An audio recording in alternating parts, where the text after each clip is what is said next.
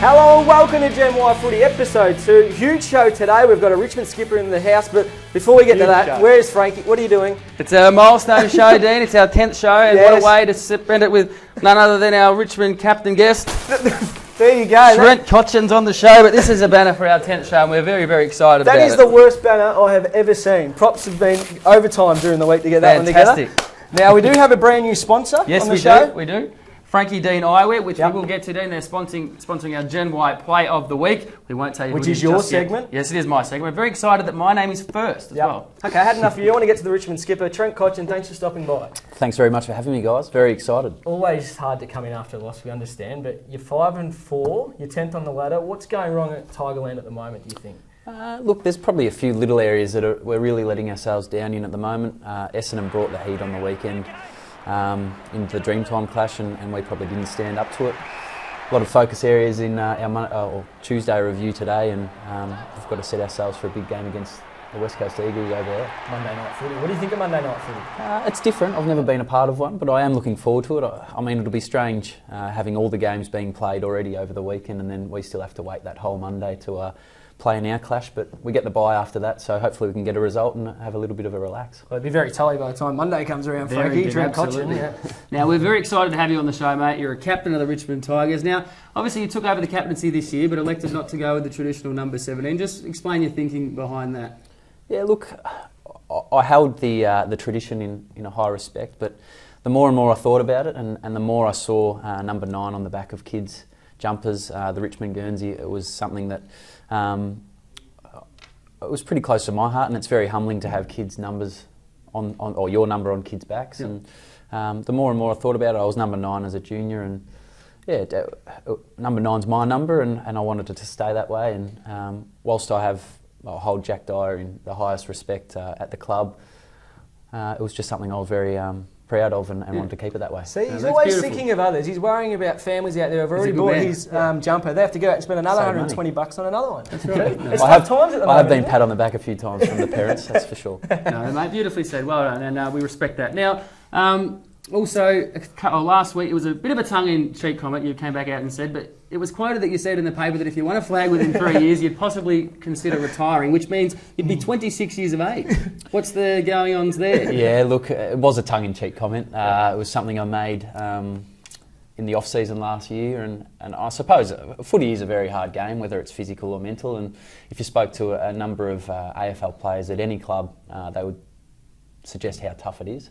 But the reality is, I mean, if you win a premiership, you're probably going to be even more excited about playing the season following. So whilst it was a comment that obviously the media grabbed hold of, it was a tongue-in-cheek comment. And so you're staying? At the moment, yeah, definitely. Now, I'll put something to you. Delidio signed a 5-year deal with Richmond. You've said the 3-year comment. Would you sign a 5-year, or would you stick with sort of the 3 years, just in case you do win the flag in the next 3 years? It's something that my management, the club, and myself will discuss. Whether or not it's a 2-year, a 4-year, or a 6-year deal, who knows? It's just something we'll discuss as a group, and I think that's the greatest thing. The club's been quite open about it. Our management, or my management, and I have been pretty open about everything. Yeah, right, that's enough serious. Sorry about that. We've got them out of the way. We've been asked that probably every week for the past 6 months. Those questions. Now, speaking of long-term commitment, Trent, you recently got engaged to your lovely fiancée now. So we're just wanting to know, when's the big date, mate? When are we going to expect the wedding? Your invitations will be out soon, guys. No, most probably December, but the funny thing is, the more and more you look at it, it becomes quite a challenging experience, and it'd be far easier to elope, I would have thought. Now, there is a weird obsession here, Trent. I don't know if you've noticed, but he tries to replicate your hair. Here's a split screen here that I put together. So there you are, you're exactly like you. Now, his girlfriend's a hairdresser. So when he goes and sees her once a month, she says, "So what do you want to do this week, honey?" And he says, "I want the Trent Cotchin again." So she has to jump on Google every time to see what your hair is doing, and she has to copy it. It wouldn't change much, would it? I've been getting the same haircut for about 24 months. It's not as high now, I don't think. No, it depends how much wax I put in it, because once it gets thick and I haven't had a haircut for a while, you've got to tone it down a little bit. We know. And this is completely coincidental. We have the same jumper on tonight as well. This is completely coincidental. I actually gave Frankie a call prior to the show and made sure I Be dazzled up in careful, the same stuff. because he will stalk you. It's already started. Now, you shot a commercial, I think it was over summer or early this year, and this is you here running through the streets and the back streets of Footscray and down alleyways and all that sort of thing. I thought, this is fantastic. You've worked up a sweat. Here you are with a bit of sweat on your face. And then I watched the behind-the-scenes footage of that video, and it's not real sweat.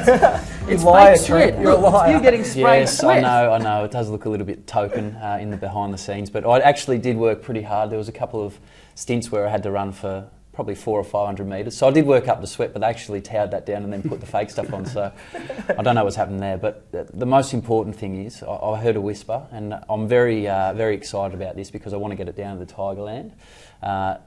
The head goal. Oh, yeah. You've seen it. I've heard a lot about it. I would like to see it because I reckon Choco Williams, who's part of our development team down there, would be very excited to get that down at Tigerland. Well, Trent, great timing. We shot it last week, and here it is again, the Gem Y head goal.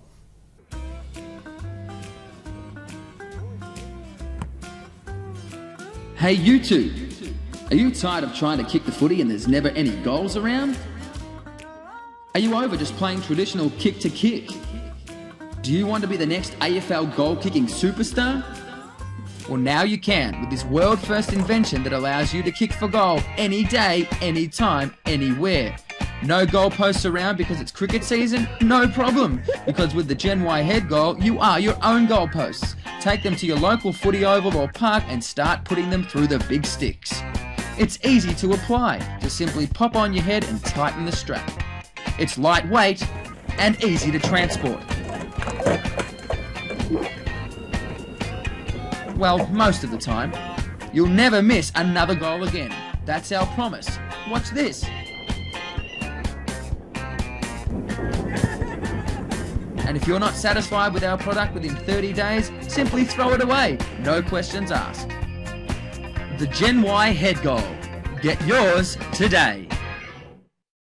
Well, there you go, Trent. So we are willing to come down next week, and Dustin Martin kicked 1-4 on the weekend. We're willing to come down and give him a bit of a tutorial lesson and get him kicking straight. How's that? Yeah, it sounds exciting. I reckon I've only kicked one for the season, so I might actually be his partner in crime there, I reckon. You were one straight last week, though, so...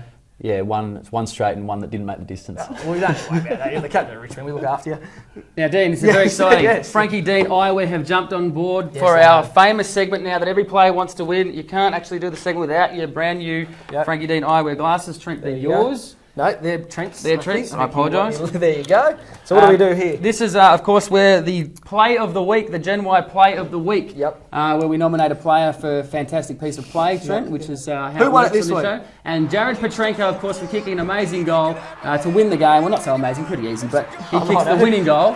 Nonetheless, kicks the winning goal. And to accept the nomination this week, he is on our satellite. We're just tapping in there. Right, are you good to go? Go. Jared Petrenko, mate, congratulations on the nomination for the play of the week. Yeah, thanks, mate. Appreciate the nomination. It was a great game in the end for us guys. We were lucky to snatch it in the end, and one I won't forget for a long time. Jared, it was a great goal, mate, and disappointing for North Melbourne, but did you feel sorry for them for making them lose again within a kick? Not at the time, but looking back on it, I think they've had a few close losses this year, so, I know a few of the North boys, and can't imagine how they'd be feeling at the moment. You do feel a bit sorry for them. Well, thanks very much for joining us, Jared. Congratulations once again, and we'll be sending you up a pair of Frankie Dean Eyewear glasses, and you'll look fantastic in them. Thanks, mate. Thanks for having me. Right, I'm getting the wrap up from the producers, Frankie. Help me get the prizes. We are the producers. Oh, we are. I'm not wrapping anyone Or the up just director, yet. hurry up. These, mate, you don't go home without your Blundstones. Thank you very much. Thanks for coming in. You get a Frankie Dean pair of eyewear glasses to take home. And, of course, you'll look fantastic in your travesty kit. Oh, beautiful. Thanks very much, guys. Thank you for very having much. me. Thanks very much for coming in, mate. We'll see. Good luck this weekend against West Coast, Monday night footy. Appreciate that. Thanks to you. Thank you. Whatever, I don't care about you. I don't care so much about you. We'll see you next week on Gem Y Footy.